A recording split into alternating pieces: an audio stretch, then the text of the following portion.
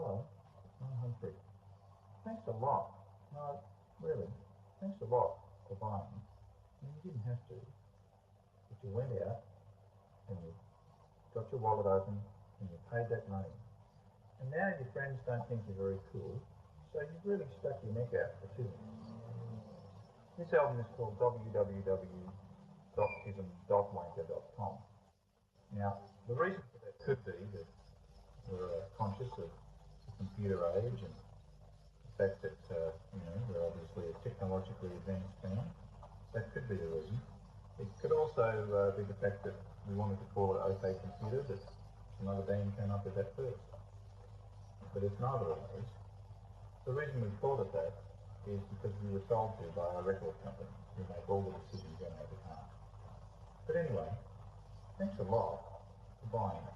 I'm sure you've got one of those fucking 56k modems, haven't you, fucking wanker, sitting there with your dick in your hand with your fucking 56k modem, thinking that's better than the other. You go to those computer swap meets, don't you, where the fucking onions in the air, and they're all buying hot dogs up the back, and they're all stinking, there ain't no girl. The fucking girl worked into your life, mate. You'd be checking her out for a Pentium chip in the back, wouldn't you? Because you've never met one before. That's what you think fucking software is.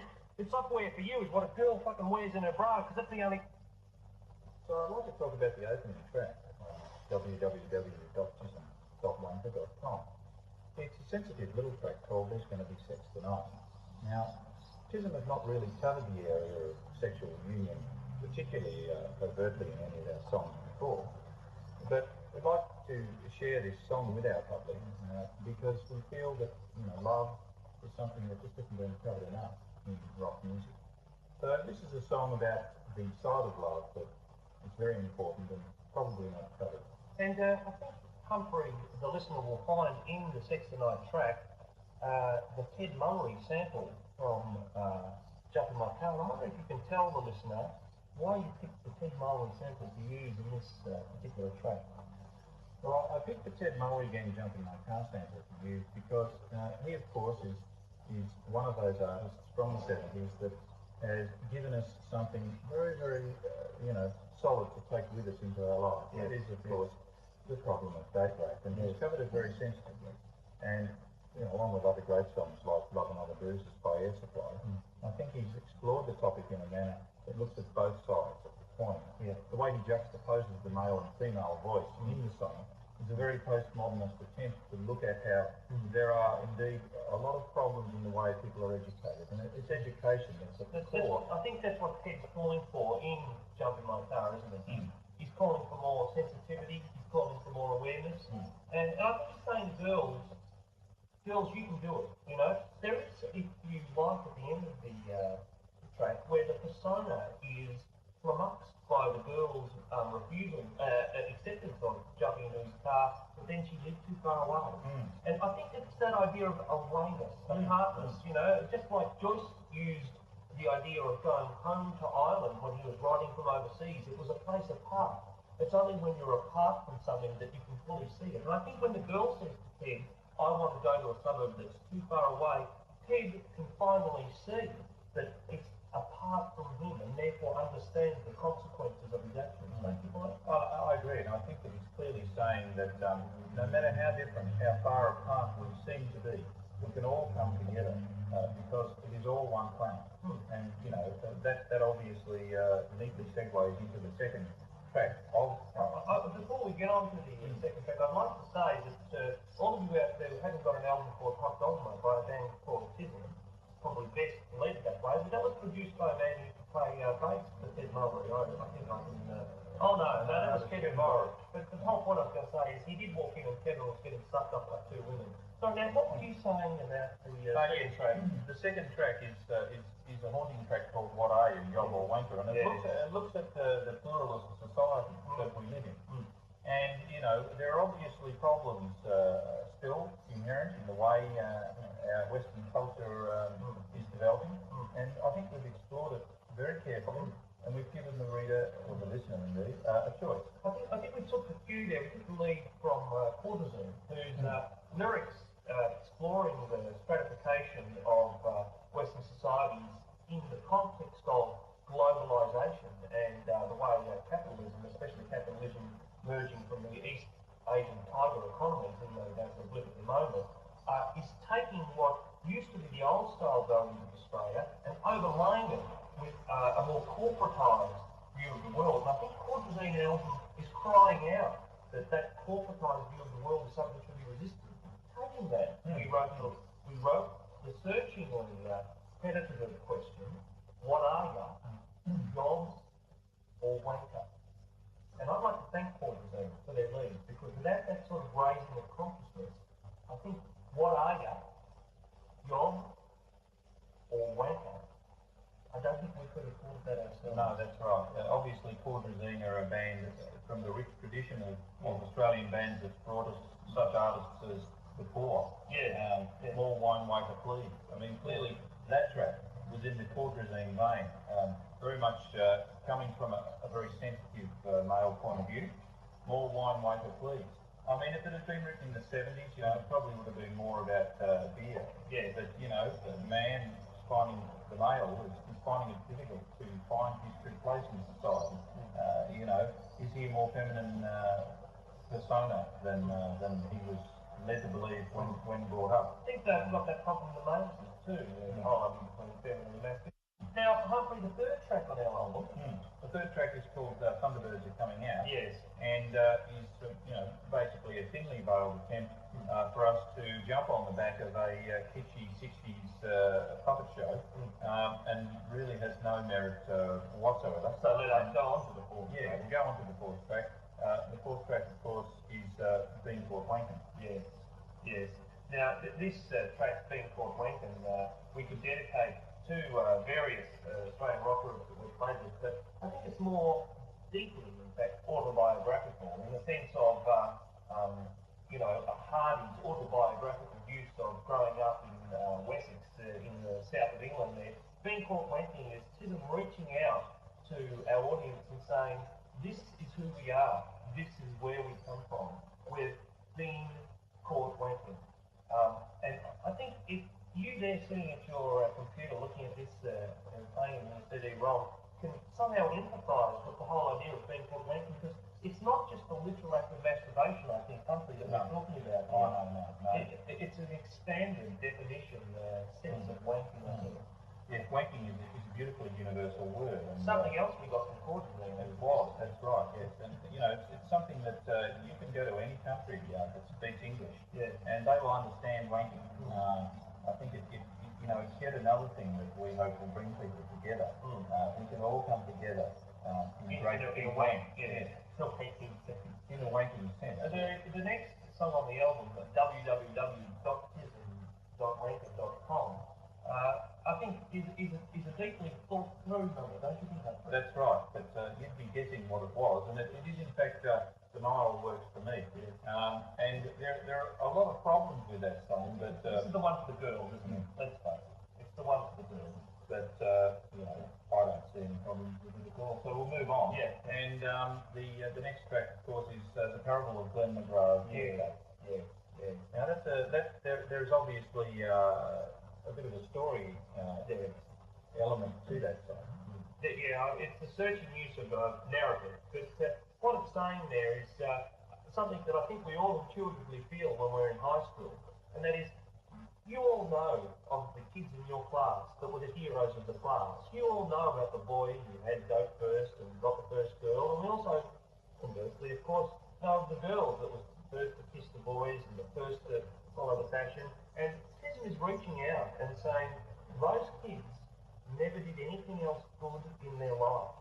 We're saying it's impossible to be a successful and popular teenager and at the same time have a worthwhile life. Something I think we all instinctively know. I think it's probably one of the most positive songs that we've ever written. And you know, obviously we're saying to you who bought the album, you know, don't worry by the fact that you're the sort of person who sits at a computer watching a TISM CD-ROM. Don't worry the fact that may be directly proportionate to the amount of popularity it has. Because it's the nerds who win.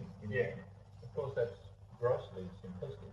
Wrong. It's sour grapes. Actually, you're sitting there at the computer just like we did in our own unsuccessful teenagehood, and nothing has happened to change the failure that is the theme of failure that's run through our lives.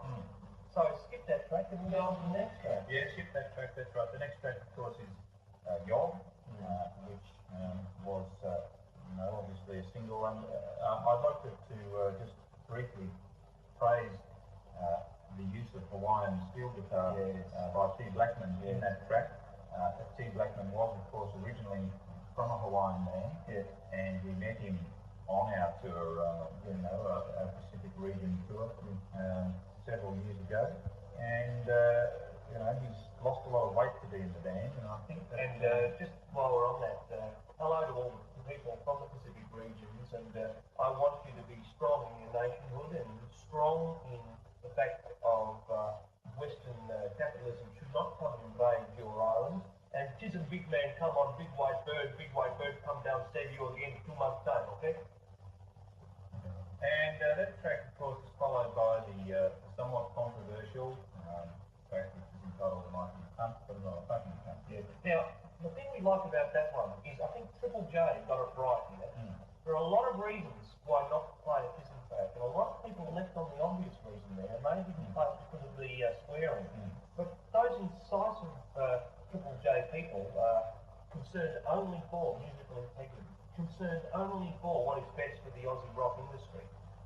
They got it right when they said, we're not playing this song, not because of the swearing, but because it's no good.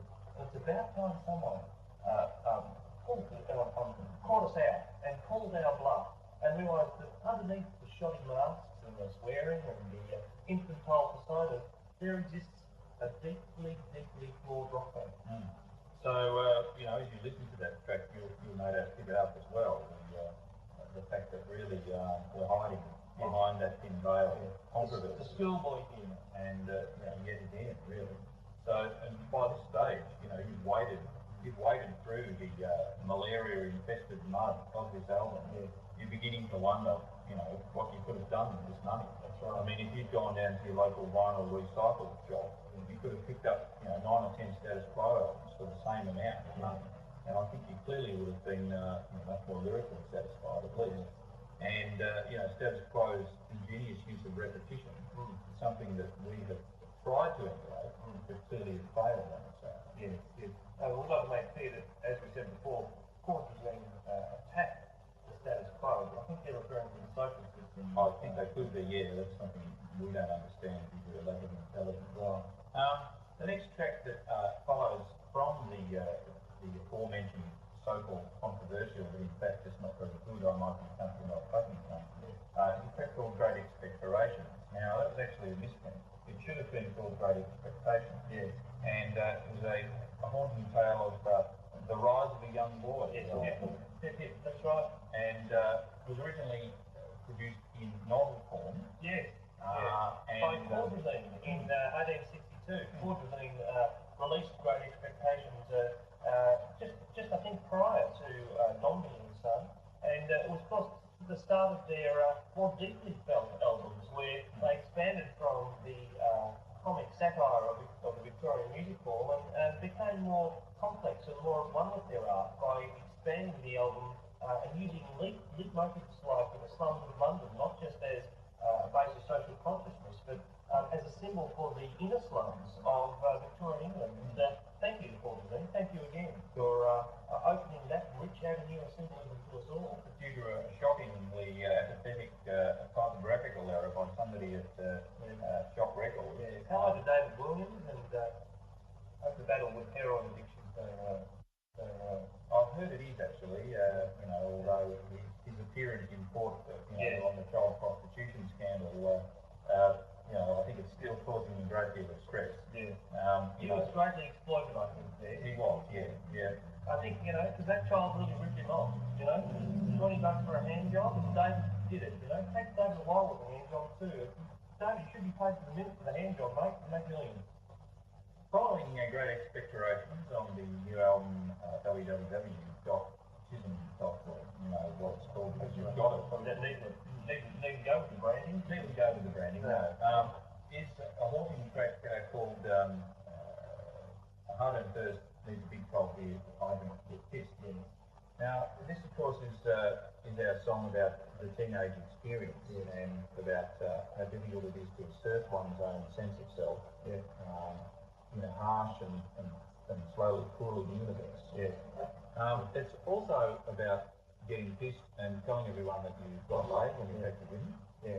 Yeah, it's the world of the stink finger, isn't it? It's the world of the ouzo and coke. It's the world of the first fumble at the party and dry rooting and all that. Yes, and when you first stand around as a teenager and your parents aren't home, you go to the party and you're drinking that beer, let's face it, it's not any good, is it? No.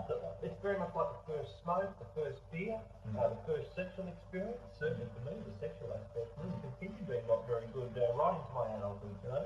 It's like when some person you know tells you that TISM are a good band, and you foolishly go along with that belief and find out the truth later on. There are certain rites of passage I find as a teenager, and those rites involve lying about your first experience with dope, lying about your first experience with the opposite sex. And I want to say to teenagers out there, continue to lie because it was passed down to you by your mother and father, and I think you should pass it on too. Let's face it, waking up at 11 the next day with a hangover and you've wrecked your dad's CD collection and you'll never really want to drink Southern Comfort and Coke again. That's part of the experience of realising the deep inner fragility of life. And I think, I'd like to say to all teenagers out there that the next time you're attending a festival type show, a big day out scenario, make sure you've got an unhappy look on your face. Yeah, because it is a very unhappy world that we live in.